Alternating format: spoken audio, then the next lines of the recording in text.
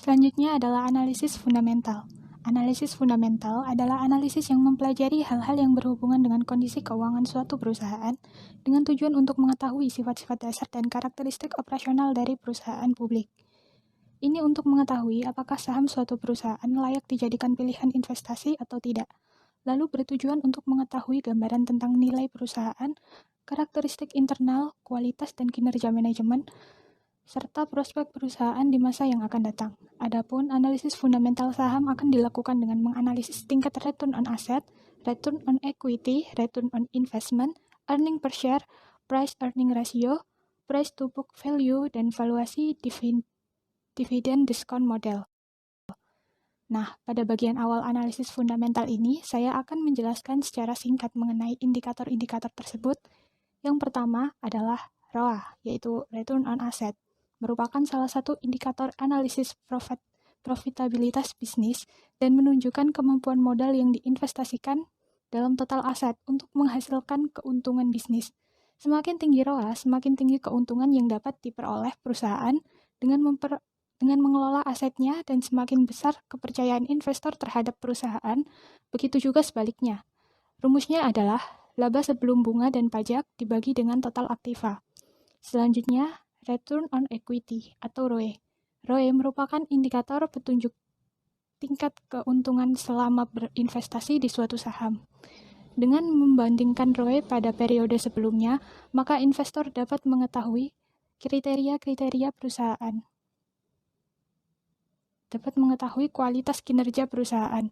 Bila ROE naik, maka suatu saham efektif dalam mengelola modalnya sehingga bisa disebut perusahaan berfundamental baik.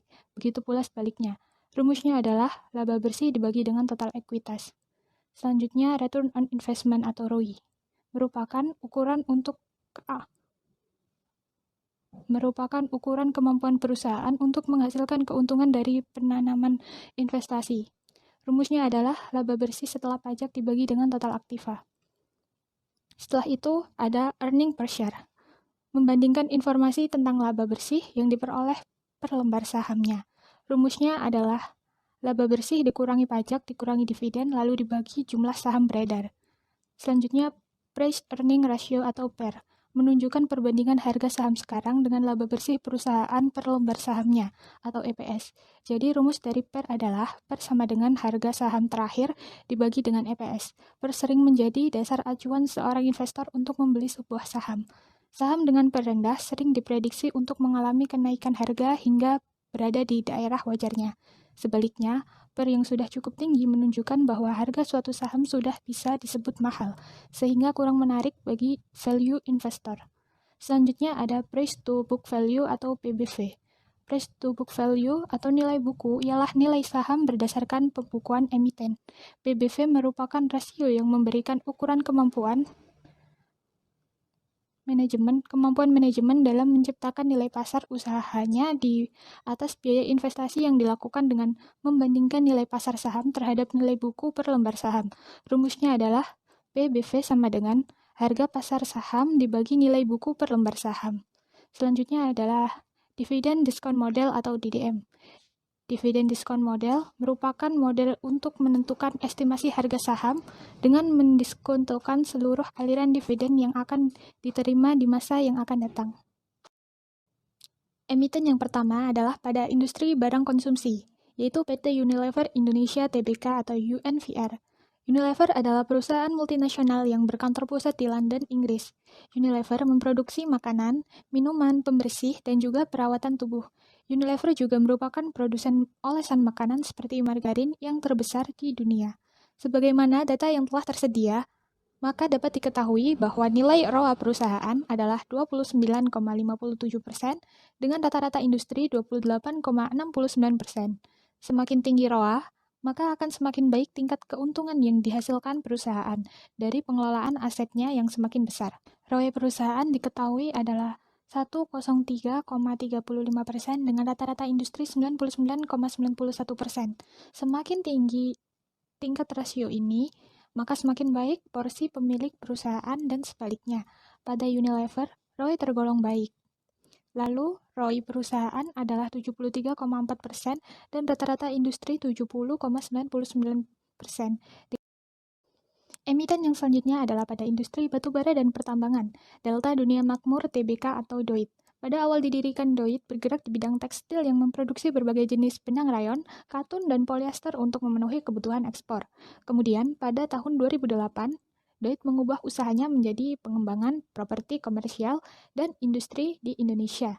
Dari data tersedia dapat diketahui bahwa ROA perusahaan adalah minus 2,95% dengan rata-rata industri 2,22%. Semakin tinggi ROA, maka akan semakin baik tingkat keuntungan yang dihasilkan perusahaan dari pengelolaan aset yang semakin besar. Dan pada emiten DOIT, kondisi ROA tergolong masih kurang baik. Selanjutnya adalah ROE. ROE perusahaan adalah minus 13,44% dengan rata-rata industri 4,72%. Semakin tinggi rasio ini, maka semakin baik proporsi pemilikan perusahaan dan sebaliknya. Kondisi ROE emiten DOIT juga masih kurang baik. Selanjutnya, ROI perusahaan adalah minus 3,68% dan rata-rata industri diketahui adalah 3,48%. Lalu per perusahaan adalah minus 13,9%. Lalu per perusahaan adalah minus 139,037%. EPS perusahaan adalah minus 38,8 dengan rata-rata industri 127,23%. Lalu nilai PBV diketahui sebesar 0,62%. DDM dari emiten DOIT diketahui adalah sebesar 4,32%. Selanjutnya adalah PT Aneka Tambang Tbk atau ANTM. Perusahaan ini juga bergerak di bidang yang sama, yaitu batubara, di mana nilai ROA perusahaan adalah 6,3% dengan rata-rata industri 3,59%. Semakin tinggi ROA, maka akan semakin baik tingkat keuntungan yang dihasilkan perusahaan dari pengelolaan asetnya, dan pada emiten ANTM kondisi ROA tergolong baik. Lalu, ROE perusahaan adalah 10,31% dengan rata-rata industri 6,74%. Semakin tinggi rasio ini, maka semakin baik proporsi perusahaan dan sebaliknya. Kondisi ROE emiten ANTM juga tergolong kurang baik. ROI perusahaan adalah 7,94% dan rata-rata 4,26%. Per perusahaan adalah 27,31% dan rata-rata industri adalah 515,68%. EPS perusahaan diketahui 47,83% dan rata-rata industrinya 49,65%. Lalu nilai PBV sebesar 2,680%, DDM emiten ANTM adalah 1,756%. Selanjutnya, PT Sumber Global Energi Tbk atau SGER. Diketahui bahwa ROA perusahaan adalah 8,66% dengan rata-rata industri 6,64%. Semakin tinggi ROA, maka akan semakin baik tingkat keuntungan yang dihasilkan perusahaan dari pengelolaan aset yang semakin besar. Dan pada emiten SGER, kondisi ROA tergolong baik. Dan ROE perusahaan adalah 26,66% dengan rata-rata industri 17,47%. Semakin tinggi, maka semakin baik proporsi pemilikan perusahaan dan sebaliknya. Kondisi ROE perusahaan SGER juga tergolong baik. ROI perusahaan adalah 25,17% dan rata-rata industri 12,98%. Per perusahaan diketahui sebesar 21,45% dan rata-rata industrinya 22,85%. EPS perusahaan adalah 25,44% dan rata-rata industri 9,75%. PBV diketahui sebesar 7,820 dan DDM emiten SGR adalah 12,549%. Selanjutnya industri keuangan yaitu PT Bank Syariah Indonesia atau BRIS. Jadi dapat diketahui bahwa ROA perusahaan adalah 1,51% dengan rata-rata industri minus 2,36%. Semakin tinggi ROA, maka akan semakin baik tingkat keuntungan yang dihasilkan perusahaan dari pengelolaan asetnya yang semakin besar, dan pada emiten BRIS, kondisi ROA tergolong baik. Selanjutnya, untuk ROE perusahaan adalah 15,74% dengan rata-rata industri minus 27,26%. Semakin tinggi nilai rasio ini, maka semakin baik proporsi pemilikan perusahaan dan sebaliknya. Kondisi ROE emiten BRIS juga tergolong baik. Lalu per perusahaan adalah 29,58% dan rata-rata industrinya diketahui sebesar 30,15%. Untuk EPS perusahaannya adalah 25,44% dan rata-rata industri 9,75%. Nilai PBV diketahui sebesar 3,050. DDM pada emiten BRIS adalah 1,103. Selanjutnya adalah analisis teknikal. Analisis teknikal adalah analisis pola pergerakan harga masa lalu dengan tujuan untuk memprediksi pergerakan harga di masa mendatang. Analisis teknikal sering disebut sebagai specialist chartist karena analisis merupakan studi dengan menggunakan grafik chart, yaitu dengan berharap untuk menemukan pola pergerakan harga yang diperoleh dapat dimanfaatkannya untuk mendapatkan keuntungan. Dalam analisis teknikal, analisis yang memprediksi pergerakan harga saham hanya melihat pada faktor grafik dan volume perdagangan tanpa melihat fundamental perusahaan. Beberapa komponen yang akan digunakan dalam analisis teknikal adalah candlestick chart, yaitu menggambarkan pergerakan harga selama periode tertentu dan dievaluasikan sebagai badan lilin. Lilin hijau berarti harga naik atau harga penutupan lebih tinggi daripada harga saat pembukaan. Sebaliknya, candle merah berarti harga sedang turun atau harga penutupan nilainya lebih rendah daripada harga pembukaan. Jadi, garis vertikal di bagian atas dan bagian bawah candle ini adalah harga tertinggi dan juga harga terendah untuk jangka waktu tertentu. Lalu yang berwarna hijau adalah bullish Pattern dan yang berwarna merah adalah bearish pattern. Selanjutnya, support and resistance adalah batas atau level resisten untuk harga naik dan harga turun. Support artinya harga saham selalu sulit untuk turun, sehingga diyakini bahwa pada harga ini permintaan saham akan dibeli atau buy semakin banyak daripada untung menjual atau sell. Resisten merupakan level harga saham di mana secara historis sulit untuk naik lebih tinggi lagi sehingga diyakini akan banyak yang menjual saham. Mempertahankannya agar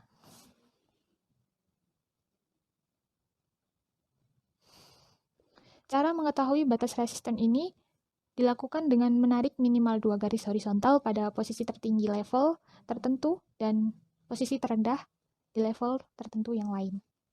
Lalu ada indikator teknikal, yaitu Moving Average atau MA, Stock Sheet, dan RSI atau Relative Strength Index.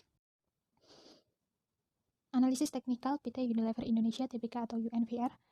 Keterangan indikator pertama pada candlestick chart menunjukkan pola dari pergerakan harga emiten UNVR pada periode waktu tertentu, seperti tersedia pada gambar data yang diambil dari aplikasi Stockbit. Pada bagian ini menunjukkan harga pembukuan, harga tertinggi, harga paling rendah, dan harga penutupan yang disajikan dalam body atau tampilan yang menyerupai lilin. Maka dari itu dinamakan candlestick chart. Selanjutnya adalah bullish candle, merupakan penamaan naiknya harga dari suatu saham pada periode tertentu yang ditandai dengan optimisme atau pesimisme dari para investor di pasar saham. Bullish chart artinya harga bergerak naik atau closing price harga lebih tinggi nilainya dibanding opening price dari grafik. Lalu dari grafik tersebut dapat dilihat bahwa nilai stock sheet di atas 20, yaitu pada angka 62,5 dan 44,8. Maka bisa dikatakan sebagai overbought, di mana kemungkinan akan terjadi perubahan tren menjadi tren bearish, sehingga hal ini mengakibatkan harga menjadi turun. Selain itu, sinyal moving average 50 hari, candlestick chart, stock sheet RSI. Bullish candle, jual dan beli dapat dilihat dari perpotongan garis merah K dan garis biru D.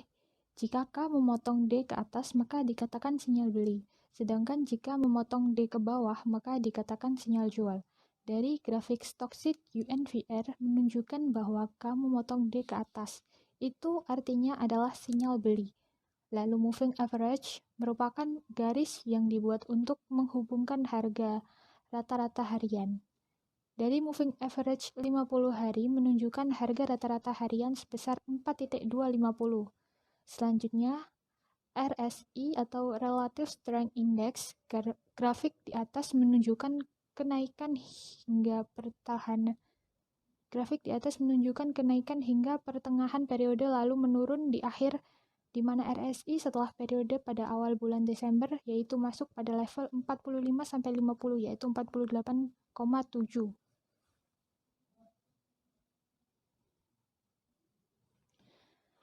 Dengan keterangan yaitu dapat dijadikan range perdagangan jangka pendek.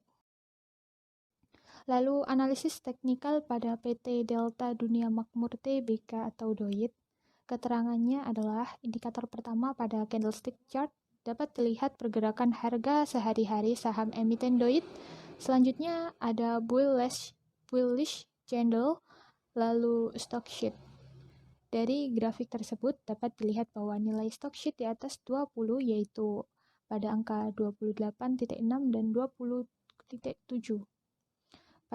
Maka bisa dikatakan sebagai overbought, di mana kemungkinan akan terjadi perubahan tren menjadi tren bearish, sehingga hal ini mengakibatkan harga menjadi turun. Selain itu, sinyal moving average 50 hari candlestick chart stock sheet RSI, bullish candle jual dan beli dapat dilihat dari perpotongan garis merah K dan garis biru D.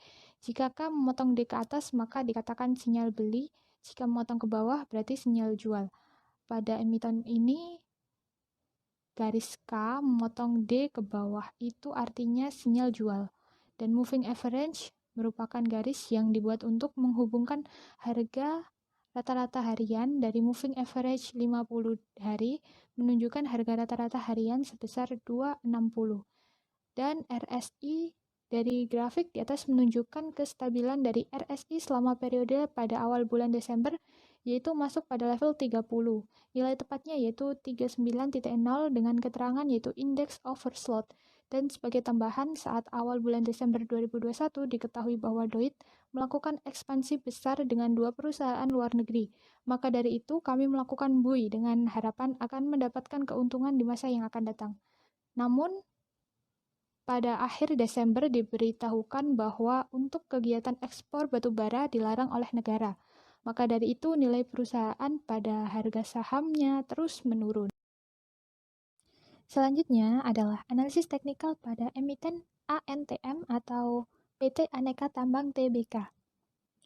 Keterangan indikator pertama pada candlestick chart menunjukkan pola dari pergerakan harga saham emiten ANTM pada periode waktu tertentu.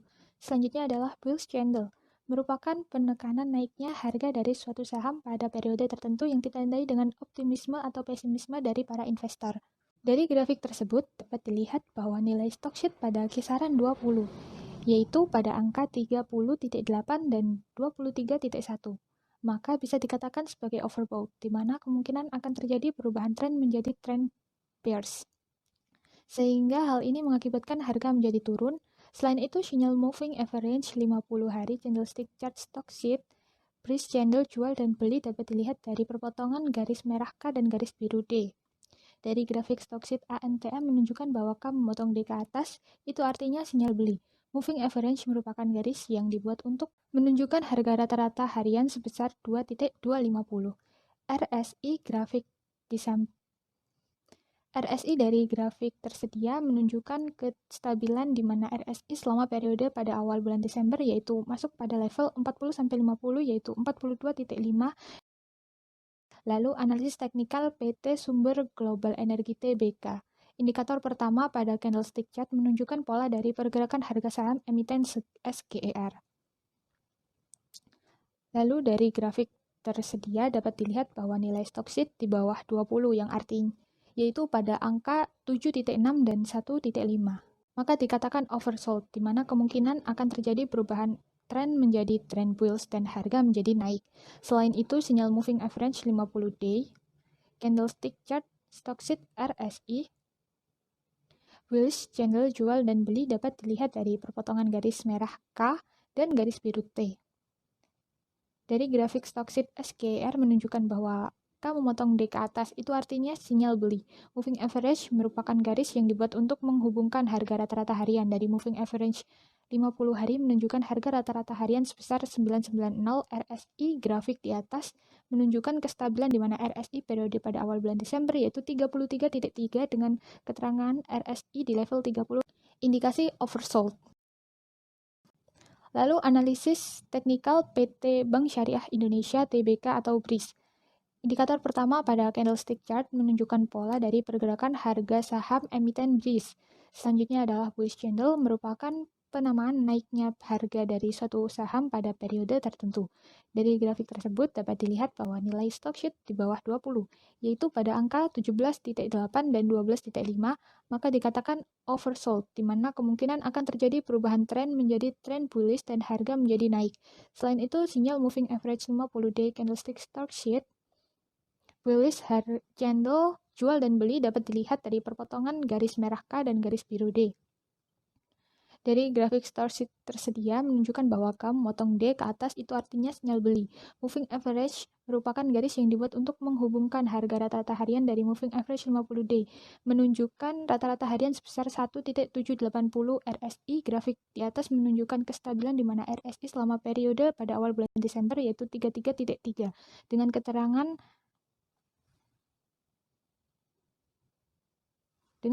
yaitu RSI berada di level 30, indikasi oversold.